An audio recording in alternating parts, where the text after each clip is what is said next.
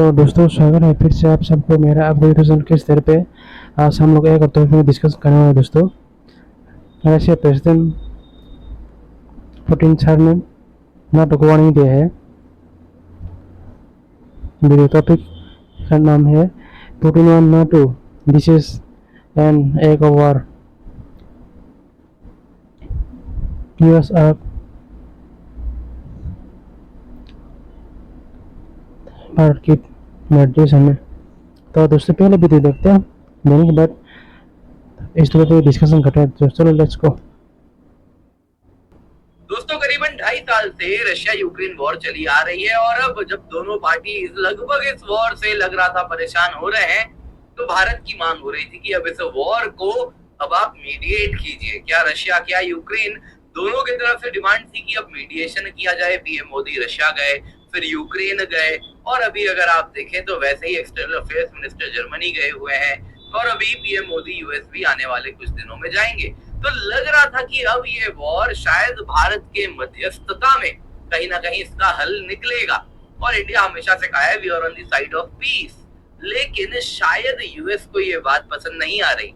US India के peace talks को spoil करने का पूरा मन बना चुका है। दरअसल दोस्तों हुआ यूं है, यूएस ने एक बड़ा स्टेप लिया है जिसके द्वारा उसने साफ साफ कह दिया है कि वो यूक्रेन को long range missiles, long range weapons provide करेगा।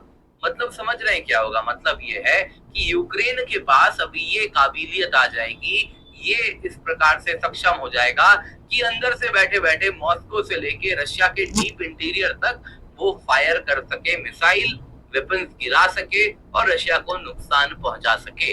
दोस्तों रशिया ने साफ साफ वेस्ट को चेतावनी दे दी है। आप देख सकते हैं उसने कह दिया है, पुतिन की वार्निंग है, डायरेक्टली स्वयं पुतिन ने कहा है कि यदि ये मिसस्टेप यूएस लेता है तो इसका मतलब होगा कि we will be at war. हम युद्ध डायरेक्टली नेटो से करेंगे और फिर ये जो युद्ध है केवल और केवल यूक्रेन तक सीमित नहीं रहने वाली। दोस्तों यहाँ पे क्या है ये पूरा गेम, आइए जरा डिटेल में देखते हैं क्या हो रहा है, पश्चिम क्या चाह रहा है, और क्या भारत के राइज से कोई दिक्कत में है, किसी को पसंद नहीं आ रहा।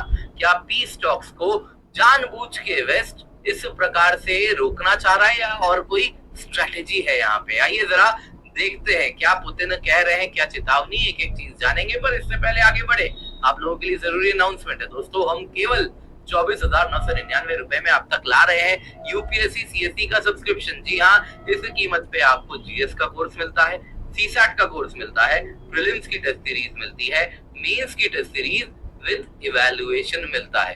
दोस्तों ये सिर्फ 15 सितंबर तक ऑफर अवेलेबल है, हमने एक्सटेंड किया है आपकी डिमांड पे, तो इसको अपने हाथ से जाने ना दे, क्योंकि इस कीमत पे यदि आप मार्केट में जाएंगे तो आपको केवल और केवल मेंस टेस्ट सीरीज भी मिल जाए तो बहुत है। यहाँ आपको mains test series with evaluation, prelims test series और साथ साथ कंप्लीट जीएस सीसैट का कोर्स, डीएस का कोर्स, सब कुछ मिल रहा है। सारे बैचेस का एक्सेस है, एक बार आपने ले लिया तो आप हिंदी में देखिए, इंग्लिश में देखिए, इंग्लिश में देखिए, जिन फैकल्टी से देखना है उन फैकल्टी का अनअकैडमी का कोर्स आप देख लीजिए, कोई समस्या नहीं होगी। बस कोड यूज कर दीजिएगा KC10, तो आपके लिए डिस्काउंट अवेलेबल हो जाएगा 24,999 रुपए में। आपके अभ्यर्थी से अधिकारी तक का सफर पूरा हो सकता है, इसको अपने हाथ से जाने दीजिए। न्यूज में क्या है? न्यूज में दोस्तों यूएस और नेटो अगर आप देखें तो इन्होंने इंक्रीजिंगली ओपन कर दिया है कि ये पॉसिबिलिटी जो अब तक दबी हुई थी कि यूक्रेन को लॉन्ग रेंज वेपन दे या ना दे, वो कहा कि नाउ वी आर ओपन, अब हम यूक्रेन को लॉन्ग रेंज वेपन देंगे।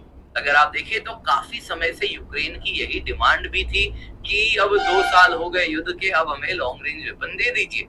दोस्तों यहाँ पे US secretary of state Antony Blinken ने स्ट्रॉन्गेस्ट हिंट अब तक का दिया है कि व्हाइट हाउस अपना जो रेस्ट्रिक्शन लगा के रखा है यूक्रेन पर with respect to long range weapons, वो हटा देगा।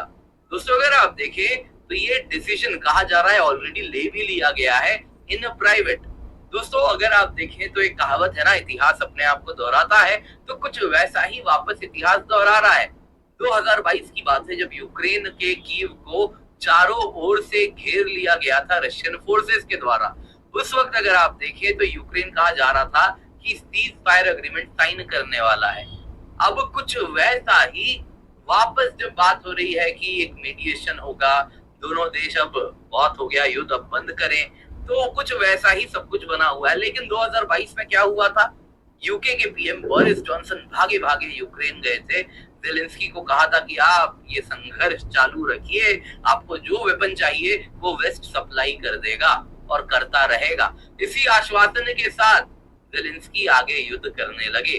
दोस्तों अब जब वापस से वैसे ही मीडिएशन सीज फायर की बात हो रही है, तो US secretary of state Antony Blinken, UK foreign secretary David Lammy भागे भागे वही कीव पहुंचे हैं और वहां पे जाके यूक्रेन को आश्वासन दिया जा रहा है कि अब तो आपको लॉन्ग रेंज मिसाइल्स दिए जाएंगे, आप deep inside Russian territories fire कर पाएंगे।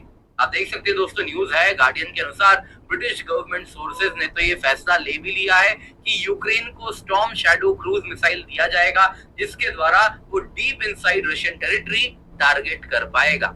दोस्तों यहाँ पे रशिया भी शांत नहीं रहने वाला, उसने भी चेतावनी दे दी है, स्वयं पुतिन ने दी है। पुतिन कह रहे हैं कि देखिए नेटो अलायंस लीडर्स को मैं ये चेतावनी देता हूं कि अगर आप यूक्रेन पे लॉन्ग रेंज वेपन्स पे जो रिस्ट्रिक्शन लगा के रखे हैं वो हटाते हैं तो this will be considered as an act of war, ये युद्ध को न्योता देना है।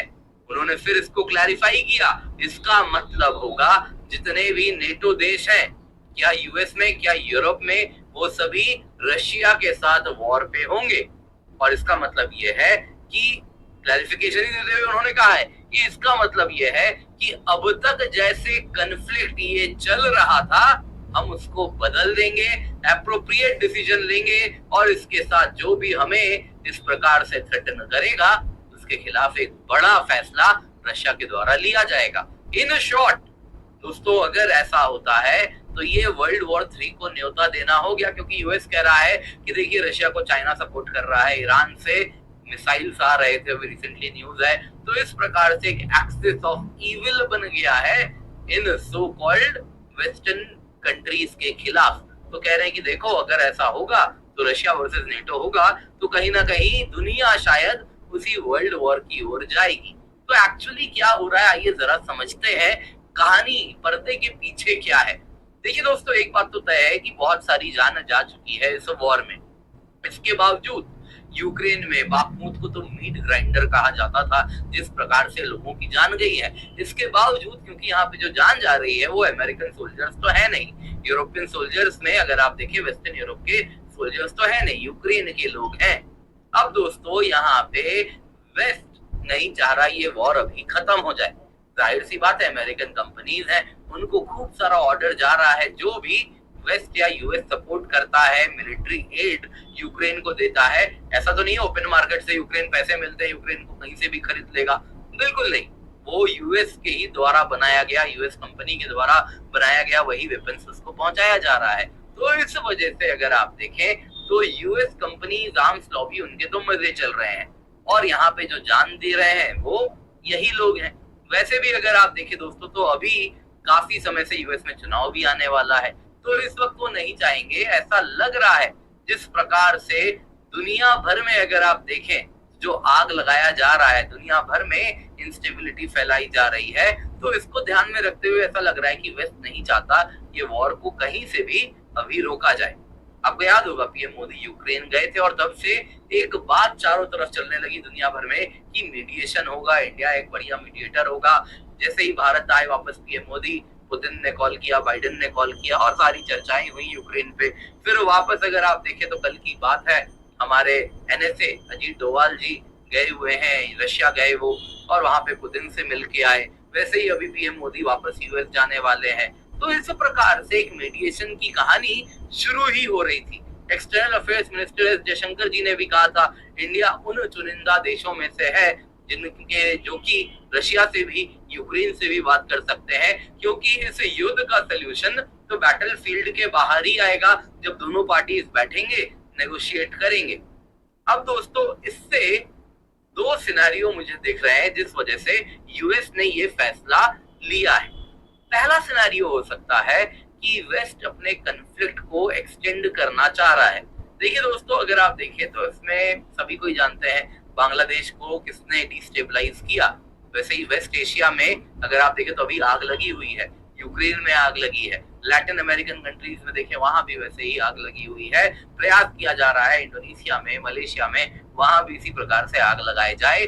तो प्रयास हो रहा है कुछ ऐसा कि दुनिया भर में इस प्रकार से इनस्टेबिलिटी फैलाई जाए, और ये नहीं चाहते ये फायर इजीली डाई डाउन करे। तो यहाँ पे दोस्तों इंडिया मीडिएटर बन के उभरेगा, इतने मेहनत से लगाए गए रशिया यूक्रेन वॉर को सॉल्व कर देगा। वेस्ट कहता है कि इससे तो अपने दुश्मन रशिया को कमजोर कर रहे हैं और अपना बलिदानी भी नहीं देनी पड़ रही, तो हमारे लिए तो विन विन सौदा है। डॉलर छापते हैं, डॉलर छाप के यूक्रेन को वेपन, अपने ही कंपनीज को डॉलर दे देते हैं, वेपन दे देता है और रशियन सोल्जर्स मर रहे हैं, कितना बढ़िया है। तो यहाँ पे दोस्तों इंडिया मीडिएटर बन के उभर रहा है, ये वॉर खत्म कर रहा है, तो सारे के सारे उनका जो सपना है उस पर पानी फेरना हो गया।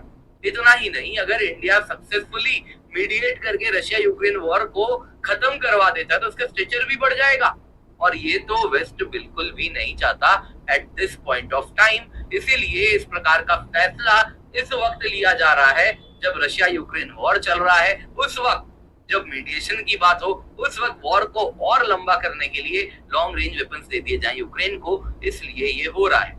दोस्तों दूसरी सिनेरियो क्या हो सकती है? दूसरी सिनेरियो ऐसा मान के चलते हैं कि ये है कि नेगोशिएशन होने वाला है। अब दोस्तों प्री नेगोशिएशन क्या होता है?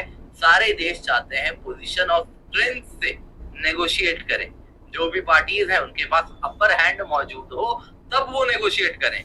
दब के क्या नेगोशिएट करेंगे? आप ऑलरेडी अगर आप दबे हुए हैं तो नेगोशिएशन नहीं होगा। तो ऑलरेडी यूक्रेन रशिया पे अंदर अंदर तक अटैक करे, रशिया के लिए परेशानी क्रिएट हो, तब नेगोशिएट करें तो शायद कुछ टेरिटोरियल गेन जो रशिया ने यूक्रेन में कैप्चर किया है शायद वो कुछ दे दे। तो इसलिए अगर आप देखें तो यूक्रेन पोजीशन ऑफ स्ट्रेंथ से नेगोशिएट कर पाए, इसलिए इस प्रकार का फैसला लिया जा रहा है। लेकिन ये जो सिनेरियो है ये थोड़ा सा लग रहा है कि शायद नाइव है। मोस्ट लाइकली मुझे तो सिनेरियो 1 ज्यादा वैलिड लग रहा है। आपको क्या लगता है? कमेंट में आप अवश्य बताइएगा, आपको सिनेरियो 1 सिनेरियो 2 में कौन सही लग रहा है। आपके कमेंट का इंतजार रहेगा। बाकी दोस्तों मेरा करंट अफेयर्स का कोर्स है, हफ्ते भर का करंट अफेयर्स बस हम 2 दिन में करते हैं। क्या प्रीलिम्स क्या मेन, सब कुछ कवर किया जाता है यहाँ पे। आप इससे निश्चिंत होकर जुड़ जाइए और अपने करंट अफेयर्स को मजबूत कर सकते हैं। तो प्रीलिम्स में 45 से 50 सवाल आप आसानी से कर सकते थे। मेंस में GS2, GS3, GS4 आपकी पकड़ बिल्कुल मजबूत हो जाएगी। बड़ी अफोर्डेबल प्राइस में इंट्रोडक्टरी ऑफर है दोस्तों, 999 रुपए में मेरा कोर्स है। जल्दी से जाए, नीचे लिंक मिल जाएगा, एनरोल कर ले। बाकी 24,999 रुपए में तो हम कंप्लीट एन अकेडमी सब्सक्रिप्शन दे रहे हैं। ये कोर्स हो गया, कोई भी कोर्स हो गया, सब कुछ आपको मिल जाएगा। Use the code KC10। इस कीमत पे आपको GS, CSAT दोनों का कोर्स मिलेगा, प्रीलिम्स टेस्ट सीरीज मिलेगी, mains test series with evaluation मिलेगा, सारे बैचेस का एक्सेस मिलेगा। दोस्तों एक नया बैच 14 सितंबर से स्टार्ट हो रहा है, आरंभ बैच है, आप देख सकते हैं, जो कि इंग्लिश में है, तो इसमें भी आप जुड़ सकते हैं। 1-on-1 मेंटरशिप है, डेडिकेटेड डाउट सॉल्विंग है, आंसर राइटिंग पे स्पेशल फोकस है, कंप्लीट प्रीलिम्स कंप्लीट मेंस का कवरेज है। अन्यथा आप अन्य बैचेस में भी ज्वाइन कर सकते हैं। मिशन IAS बैच है, लिबर्टी बैच है, आप हिंदी में पढ़ना है, इंग्लिश में पढ़ना है, जिसमें पढ़ना है पढ़ सकते हैं। बाकी बहुत सारे हमारे ऑप्शनल बैचेस हैं, आप अवश्य जुड़े। ऑप्शनल भी कंप्लीट करें दोस्तों, 23 सितंबर से स्टार्ट हो रहा है सोशियोलॉजी हिस्ट्री फॉरवर्ड। इसको अपने हाथ से जाने ना दे। यूज द कोड KC10, नीचे आपको डिस्काउंट लिंक मिल रहा है, जल्दी से जाएं, जाके उसे क्लिक करें। दोस्तों ये तो भी खत्म हो गया दोस्तों। ये है western country, America plus NATO country ने जो यूक्रेन को लॉन्ग रेंज हथियार देने से रेस्ट्रिक्ट करके रखा है। लगता है अभी ये लोग लॉन्ग रेंज मिसाइल को भी यूक्रेन को देना चाहते हैं। इसके मतलब साफ साफ है, तो ये लोग रशिया को गुस्सा दिल रहे हैं भाई। तो रशिया कहा चुपचाप बैठने वाले हैं। रशिया ने साफ साफ बोल दिया कि अगर western country, America plus NATO country Ukraine को कोई लॉन्ग रेंज मिसाइल देता है तो ये हम लोग इसको एक ऑन वार मानेंगे, मतलब इसको हम लोग, तो उसके बाद सब यूक्रेन के साथ जंग नहीं होगा। जंग होगा तो इंक्लूडिंग अमेरिका प्लस नाटो के साथ जंग होगा, ऐसा बोला। इसका मतलब अमेरिका में बाटों में आके जो यूरोप के नाटो मिलिट्री ग्रुप ने यूक्रेन को हथियार दिया, वेपन दिया, पैसा दिया, ये सब उनके लिए ही खतरा होने वाला है आने वाले कुछ महीने में। हमारा भारत देश तो इस युद्ध को रोकना चाहते हैं, शांति तरीके से मीडिएटर करना चाहते हैं। उस दिन पहले रशिया प्रेसिडेंट पुतिन साहब ने बोला है कि अगर इस युद्ध को कोई मीडिएटर करेगा तो शांति कर सकता है, तो पीस कर सकते हैं, वो है ब्राज़ील, चाइना, इंडिया, ऐसा बोला है। तो हमारा प्राइम मिनिस्टर नरेंद्र मोदी साहब ने तो पहले भी बोला है कि this is not era of war, मतलब ये युद्ध लड़ने के युग नहीं है।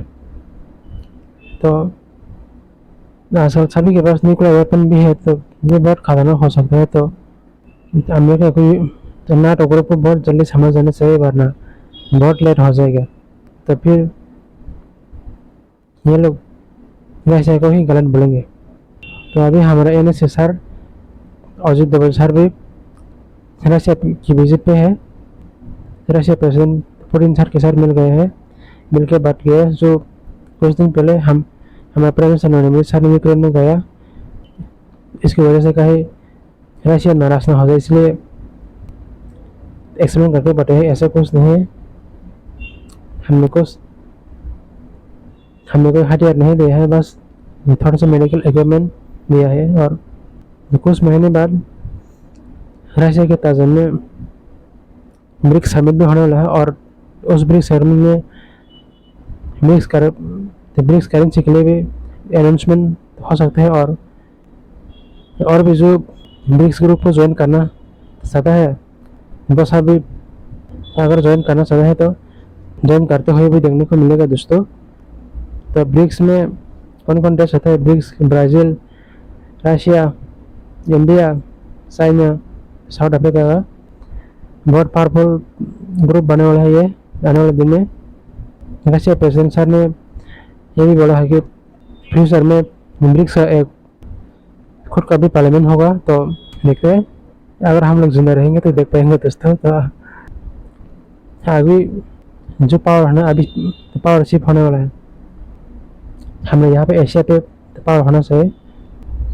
हम सब तो छाने चलते हैं और दुनिया में वार करके युद्ध लड़ा के कौन पैसा कमा रहा है, ये सब आपको बताने की ज़रूरत नहीं है। इंटेलिजेंट लोग को ऐसा रहे कभी है दोस्तों। देखते हैं आने वाले दिन में कुछ शांति हो सके। जो अपकमिंग ब्रिक्स में क्या क्या डिस्कशन होते हैं, ये सब जब न्यूज़ आऊँगा मैं आप लोग के साथ डिस्कशन करूँगा दोस्तों, आप लोग को समझाऊंगा। अगर आप लोग को मेरे वीडियो पसंद है तो प्लीज़ मेरे चैनल को लाइक, कमेंट और सब्सक्राइब करें दोस्तों। उसके बाद बेल आइकन को दबा देना ताकि मेरा अपलोड किया हुआ हर वीडियो का नोटिफिकेशन आप लोग तक पहुँच सके। मैं आप लोगों से मिलता हूँ नेक्स्ट वीडियो में, तब तक ले जय हिंद, भारत माता की जय हो।